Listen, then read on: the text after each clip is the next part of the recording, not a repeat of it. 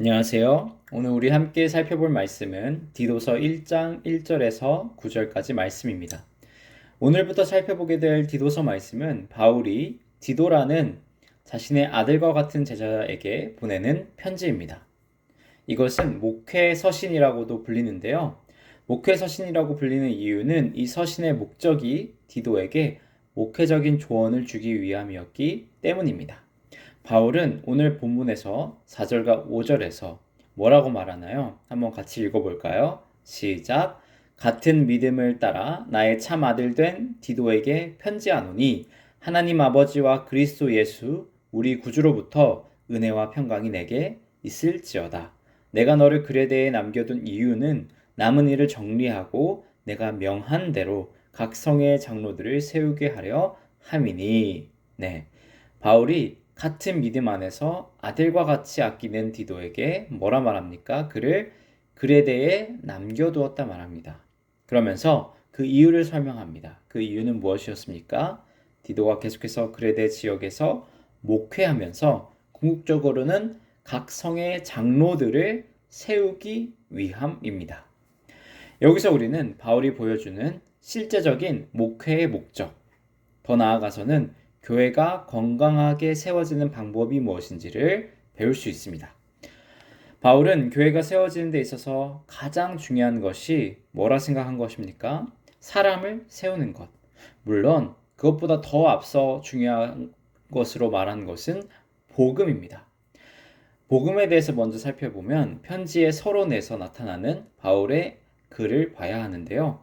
바울은 자신이 사도된 이유를 설명하면서 그 목적이 2절에서 영생의 소망을 위함이다 라고 말하지 않습니까? 그리고 3절에서는 이 복음이 전도라는 형태로 계속해서 전해져야 한다 거듭 강조하고 있습니다. 그러므로 바울이 제일 먼저 강조하는 것은 물론 복음입니다. 그러나 조금 더 깊게 생각해 보면 진짜 전도는 무엇입니까? 복음이라는 것을 단순히 지식적으로만 전달하는 것을 전도라고 하지 않겠죠. 진짜 전도는 복음을 통해 사람이 변화되는 능력이 나타날 때 이루어진다라고 말할 수 있지 않습니까? 그러므로 진정한 말씀의 능력은 무엇입니까? 사람을 변화시키고 죄로부터 멀어지게 하며 사람을 세우는 데 있다 말하는 것입니다. 그렇기 때문에 교회는 늘 안주하는 것이 아니라 사람을 세우는 곳이 되어야 합니다. 그것은 사역자를 세우는 것이 될 수도 있고 장로, 집사, 권사들을 세우는 것이 될 수도 있습니다. 나아가서는 찬양 리더들, 믿음의 청년 리더들, 하나님의 말씀과 하나님께 기도하는 삶으로 성장하는 아이들을 세우는 곳이 교회가 되어야 합니다. 이처럼 말씀과 복음으로 사람을 훈련시키고 변화시키며 세우는 과정이 끊임없이 나타나는 곳, 그곳이 하나님이 보시기에 건강한 교회가 되는 거죠. 그러므로 교회가 하나님 앞에서 자랑할 수 있는 열매는 오로지 믿음으로 훈련되고 세워지는 사람, 그 복음으로 하나님 예수님을 영접한 사람이라는 열매가 될 것입니다. 그리고 조금 더 깊게 우리 삶에 적용을 해본다면 이것은 우리의 가정에도 적용될 수 있습니다. 자녀를 말씀으로 키운다는 것, 이것은 쉬운 일이 아니죠. 하지만 구약에서부터 신약까지 성경이 일관되게 말하는 것은 자녀들을 말씀으로 키우는 것이 부모의 책임이라는 사실입니다. 하나님께 칭찬받는 부모들은 자녀들을 믿음으로 세우는 자들입니다. 세상의 일시적인 기쁨이 아니라 영생의 기쁨을 품고 살아가는 자녀들이 가정 안에서 먼저 많이 세워져야 합니다. 그리고 그러한 아이들이 커서 교회의 중요한 역할들을 하는 선순환, 믿음의 선순환으로 이어져야겠죠. 바울은 이처럼 사람을 세우는 일에 제일 먼저 집중하고 있습니다. 그는 디도에게 아주 엄격한 기준으로 장로를 뽑으라고 명령합니다.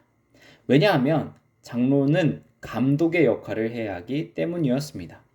여기서 감독의 역할은 무엇일까요? 그것은 한 교회를 총괄적으로 돌보는 사명입니다.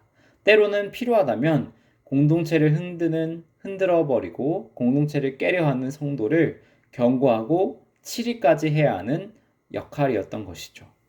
교회 공동체의 질서에 제일 중요한 역할, 이 장로를 뽑는 것은 어찌 보면 당연한 것이었고, 그리고 동시에 그 기준이 까다로운 것도 어쩔 수 없는 것이죠. 그렇다면 바울이 설명하는 장로의 자격, 무엇이 있었나요? 굉장히 여러 가지가 나오지만 세 가지로 정리해 보겠습니다. 먼저 첫 번째는 책망할 것이 없는 자입니다. 장로의 자격을 설명하면서 바울은 6절과 7절에서 두 번이나 책망할 것이 없는 자여야 한다라며 강조하고 있습니다. 이 말의 진정한 의미는 사람들에게도 인정받는 자가 장로가 돼야 한다라는 뜻입니다. 여기서 우리는 진정한 그리스도인은 하나님에게만 인정받을 뿐 아니라 사람에게도 인정받는 자임을 깨달아야 합니다. 영성을 논하기 전에 먼저 사람이 되라는 겁니다.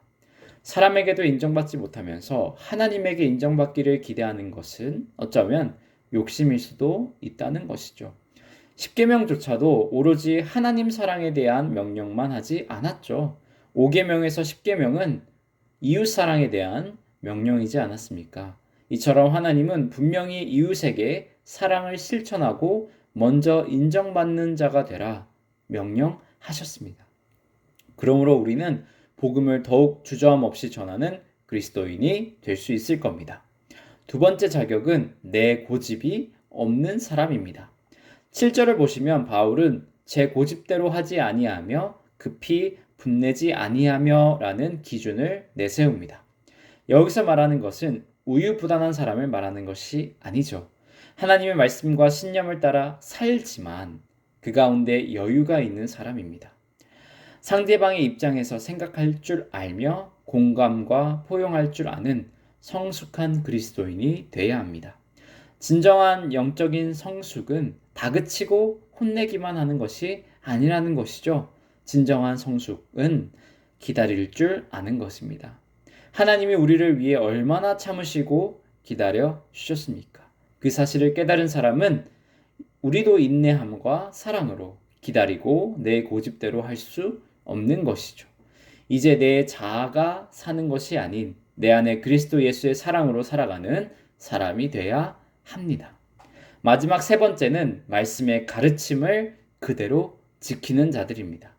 9절에서 바울은 믿은 말씀의 가르침을 그대로 지켜야 하리니 라고 말합니다. 뭐니 해도 가장 중요한 자격입니다. 하나님의 말씀대로 살아가는 삶의 모범이 있어야 합니다. 우리는 말은 청산유수지만 삶이 따라오지 않을 때가 얼마나 많습니까? 우리는 이 모습을 부끄러워해야 합니다.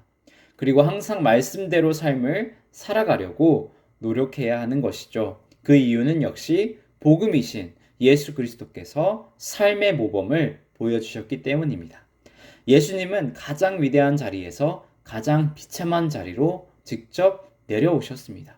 이를 통해 우리를 향한 사랑을 증명하셨다 성경은 말합니다. 우리도 우리의 삶을 통해 하나님을 향한 우리의 사랑을 증명해야 합니다. 이것은 행위 구원을 말하는 것이 결코 아닙니다. 우리는 믿음으로 구원을 받지만 참된 믿음은 우리의 삶으로 나타날 수밖에 없다는 것을 의미합니다. 우리의 삶이 예배가 돼야 합니다. 그러한 자들을 하나님은 세우시기를 원하시고 그러한 자들을 하나님께서 기뻐하십니다. 오늘 말씀 속에서 나타난 세 가지 자격을 꼭 기억합시다. 책망할 것이 없고 내 고집을 하나님 앞에서 버릴 줄 알며 말씀대로 살아가는 자들입니다. 이러한 모습이 우리 나눔교회 성도님들의 삶에 날마다 가득히 나타나기를 주님의 이름으로 축복하고 기도합니다. 아멘.